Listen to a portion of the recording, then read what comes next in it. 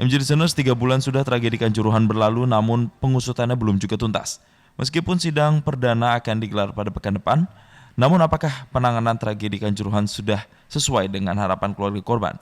Kami akan bahas bersama dengan Ketua Tim Advokasi Tragedi Kanjuruhan, Tatak Imam Hidayat. Selamat pagi, Mas Imam. Ya, selamat pagi Mas Jason. Mas Imam, kejadian Ya, tragedi Kanjuruhan ini sudah kurang lebih 3 bulan. Bagaimana Anda melihat pengusutan kasus ini? Apakah sudah sesuai atau belum dengan harapan terutama dari keluarga korban yang meninggal dunia? ya terima kasih. Sudah menjelang sudah lebih 100 hari ya. Saya melihat bahwa penanganan tragedi Kanjuruhan ini ditangani dengan secara tidak serius ya. Artinya main-main karena sampai saat ini rasa keadilan, supremasi hukum, penegakan hukum seperti dimanipulasi.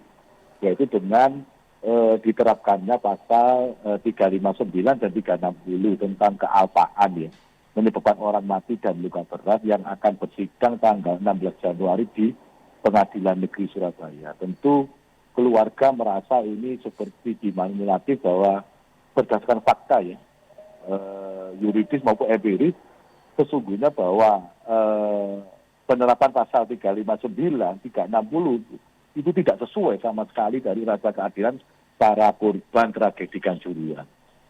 Baik, Mas Imam, 5 tersangka ini tadi kan akan disidangkan pada pekan depan.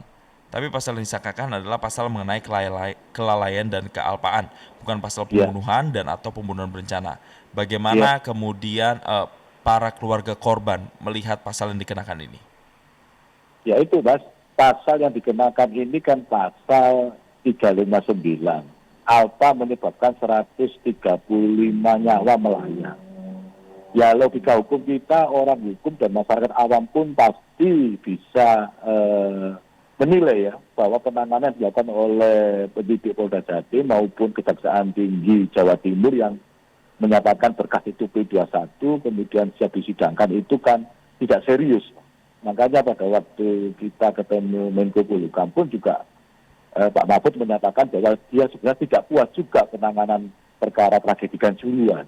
Harusnya kan di pasal 338 pembunuhan atau 340 pembunuhan berencana. Jadi sekali lagi bahwa keluarga para korban merasa tidak terakomodir untuk mencari keadilan. Baik, Mas Imam, apakah akan ada langkah hukum yang kembali akan ditempuh oleh keluarga korban agar pasal yang disangkakan atau dikenakan sesuai dengan harapan keluarga? Ya, di samping kita secara litigasi sudah juga melaporkan dengan laporan model B ya, karena yang mau disidangkan kan laporan model A dari anggota yang terimbas 2 orang yang meninggal itu. Laporan model B di Polres Panjen itu kita push supaya cepat dinaikkan ke proses penyidikan.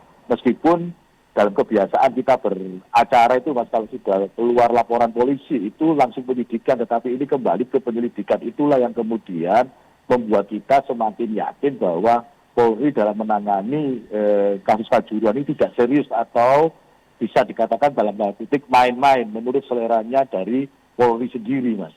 Ya itu yang litigasi. Yang non litigasi kita sudah berkunjung ke elemen-elemen pemerintah penentu kebijakan seperti ke Pak Muldoko sebagai Kepala KSP. Kita juga menyampaikan keluh kesah tentang penanganan ini, kemudian juga ke Pak Mahfud MD ya, Menko Polhukam di hari Jumat itu Mas. Oke, Mas Imam, 1 tersangka yaitu mantan Dirut PT LIB Ahmad Hadian Lukita masih belum akan disidangkan karena berkasnya tak kunjung P21. Kalau menurut Anda, berkas apa yang masih kurang dan mengapa hal ini bisa terjadi, Mas? Ya ini kan gini ya, tragedi Kanjuruhan ini kan masalahnya kompleks ya. Penanggung jawab baik pidana maupun perdata itu kan tidak melulu di institusi kepolisian ya. Kalau perkara Sambo, perkara PM itu kan murni institusi kepolisian. Jadi mereka itu menanganinya tidak terlalu beban. Tetapi kalau ini kan melibatkan PSSI ya, kemudian LIP.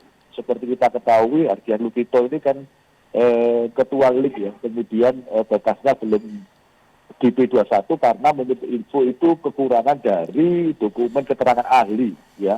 Itu kemudian dikembalikan sehingga dia bebas dari hukum karena habis masa tahanan. Ini kan kerja-kerja yang tidak profesional, amatiran ya. Artinya seharusnya itu sudah diantisipasi mulai awal dan kita tahu polisi ini kan canggih. Sebenarnya dia itu kalau mau serius, itu saya kira nggak ada kendala itu. Nggak mungkin kalau kemudian hanya karena kekurangan dokumen keterangan ahli, kemudian menyebabkan Ardian Lupita bebas demi hukum karena berdasar belum P21. Ini kan main-main. Baik, Mas Imam, tapi pada Kamis 5 Januari kemarin, ini sejumlah pihak keluarga korban bertemu dengan Kepala Kantor Staf Presiden Muldoko. Apa yang dibahas dan apa hasil dari pertemuan tersebut, Mas? Ya, yang dibahas kita juga menyampaikan keluhan-keluhan baik dari kita, dari para kuasa hukum juga, kemudian keluarga korban juga menyampaikan, hampir semua menyampaikan keluh kesahnya ya. Pak Muldoko bisa memahami itu dan Pak Muldoko kemudian juga berinisiatif akan berkoordinasi ya dengan Kapolri dan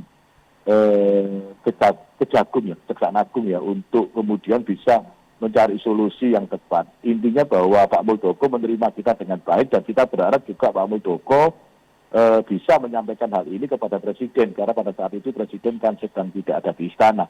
Itu harapan kita supaya penanganan yang menjadi perhatian dunia nasional maupun internasional ini kita sebagai bangsa hukum ya, tidak kemudian kita dipermalukan dengan penanganan penyidik Polri yang menurut saya masih belum serius sama sekali.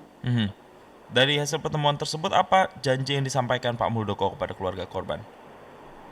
Ya itu tadi, Pak Muldoko lagi-lagi akan menjanjikan akan berkoordinasi dengan Kapolri, Bapak Listio Sigit Prabowo, kemudian juga dengan Jaksa Agung untuk kemudian mencari solusi bagaimana kemudian penanganan perkara kanjuruhan ini bisa mengakomodir ya kepentingan 135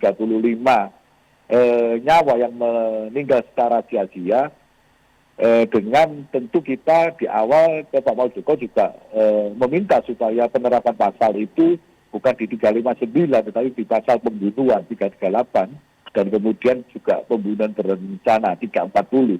Dan Pak Muldoko menyambut baik dan dia akan mengkoordinasi lebih lanjut, Mas. Itu tanggapan Pak Muldoko.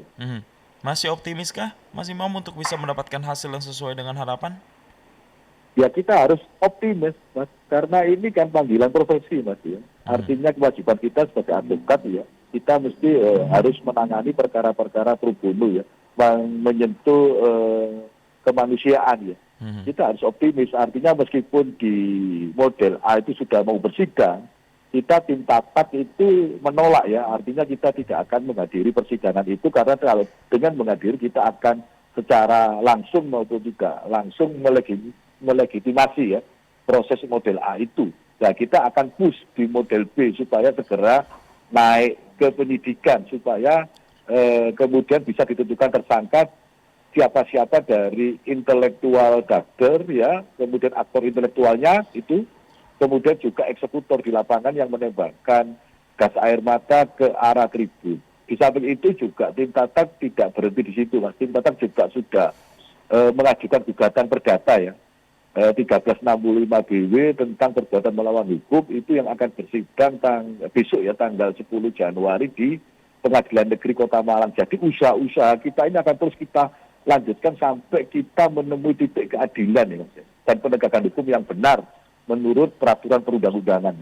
Baik, upaya-upaya akan terus dilakukan untuk mengawal kasus ini agar bisa sesuai dengan harapan terutama bagi keluarga korban yang ditinggalkan dari 135 orang yang wafat dari tragedi Kanjuruhan. Terima kasih Ketua Tim Advokasi Tragedi Kanjuruhan Tatak, Imam Hidayat telah bergabung bersama kami. Salam sehat Mas Imam dan selamat kembali beraktivitas.